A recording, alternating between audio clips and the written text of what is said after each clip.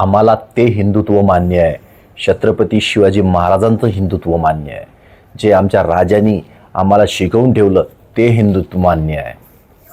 आम्हाला जाती जातीमध्ये तेढ निर्माण करणारं हिंदुत्व नको आहे. आम्हाला शिवाजी महाराजांनी शिकवलेलं हिंदुत्व हवं आहे. 18 पगड जातीला एकत्रित घेऊन स्वराज्य निर्माण करणारे आमचे छत्रपती शिवाजी महाराज ते हिंदुत्व आम्हाला हवं आहे. एकदा हा छोटासा व्हिडिओ बघा, तुमच्या लक्षात येईल.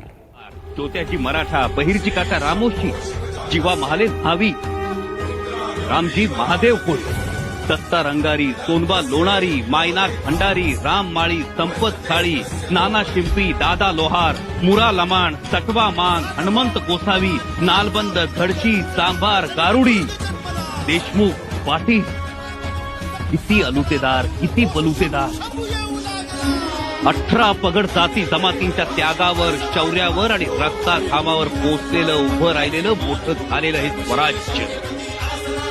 आणि या स्वराज्याची चालक, मालक, रयत, फक्त रयत.